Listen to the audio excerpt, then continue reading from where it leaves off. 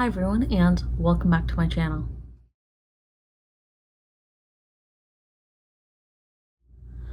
I know this is something that I mentioned in my last video, and I'm going to keep mentioning it here in my booktube videos. The link to the petition to help KDP authors is down below in the description. The more signatures that petition gets, the better. I am sure that it will be greatly appreciated by many authors who need to use the KDP contract to be able to sell their books and currently don't have another option for selling ebooks.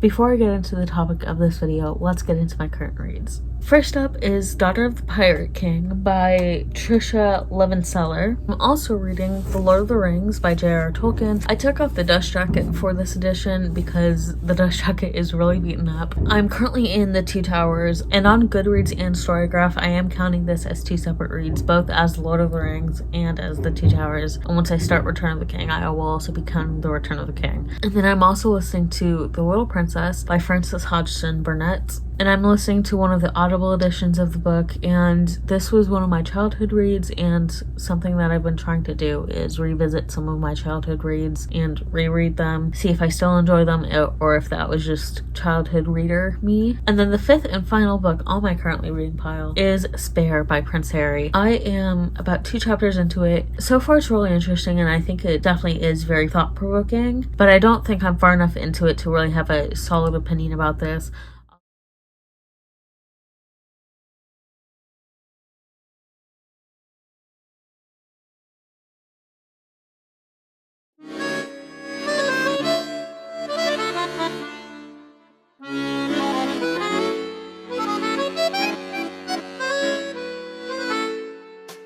I didn't do that unboxing live because I wanted to make sure that my edition of Babel by R.F. Kuang was in good condition, because the original book that I got, which I do not have easy access to, was damaged, and that damage constituted around 100 pages, maybe a couple pages more, at the top of the book having a blue mark on them, and at least 50 of those same pages that had the blue mark also had a big dent at the top, and many of those pages had 1 to 2 little tears. Normally I don't make that big of a fuss about damaged books because, you know, sometimes stuff happens, but with a company like Book of the Month, you would expect these books to be in good condition. Babel came in my February box. The other 2 books that were with Babel were in perfect condition, no damage. The box, again, perfect condition, no damage, and it was only Babel. And where the damage was, as you saw in the pictures, the damage was too pinpointed in a specific location to have happened during transit to me. So I reached out to Book of the Month and I did the request form, and I said, hey, my book came damaged. They asked for pictures. I sent them the pictures, and then I got my replacement copy and no damage. Perfectly fine. How do you say the title of this book? I'm genuinely curious because I've heard both. I've heard Babel, I've heard Babel. I say both, just depending on what comes out of my mouth at a specific moment. I am actually kind of nervous about this book because I have a lot of bookish mutuals on Bookstagram and Book Talk who have read this book and really enjoyed it, but I also have quite a few bookish mutuals and just friends of mine in person who did not like this book. I'm somewhat excited for it. I'm somewhat nervous about it because I don't know where I'll land for liking or disliking this book. We'll see how it goes though.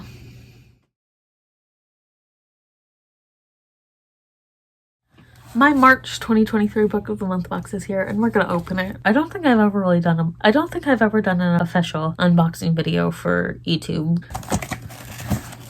This cover is so pretty. This was my March 2023 pick, The London Seance Society by Sarah Penner, set in 1873, which is actually kind of interesting because I don't think I've read a lot of historical fiction set before 1900, so I'm actually looking forward to this. I have 2 other books in this box that were from other months. Next up is Kiss Her Once for Me by Alison Cochrun. If I'm saying her last name wrong, please let me know. I've always been on the fence with romance books, specifically romance books that are solely romance and not necessarily another genre as well. In most media, like TV shows, movies, and books, whenever something is just romance, then it tends to turn me off because whenever I'm watching something or reading something, I need something other than romantic drama, other than a romantic plot, because whenever there's romantic drama, it always seems too dramatic for its own good, and it's just not very appealing to me. But hopefully this book, along with The Holiday Swap by Maggie Knox, hopefully these two books do it for me, because it's the Christmas setting, and you know, Christmas romance tend to go hand in hand. And last up is an edition of Death on the Nile by Agatha Christie. I read this in January 2023, and I really enjoyed it. So far, out of the 3 Agatha Christie novels I've read, the Hercule Poirot, I'm not saying that right, and I feel so bad. I tried my best. Out of the 3 Poirot stories I've read from Agatha Christie, Death on the Nile was my favorite, so I figured why not have another edition of it, and I really liked this cover, so why not? And here's the bookmark, Book of the Month Sense. Book of the Month. I'm a great judge of character.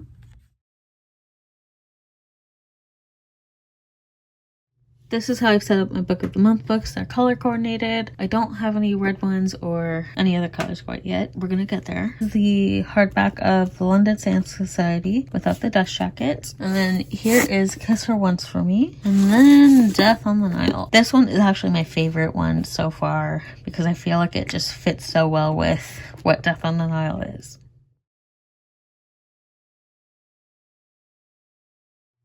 Let me know down in the comments if you use Book of the Month, and if you do, what book or books did you get for March 2023? Thank you all for watching, and stay tuned for my next video.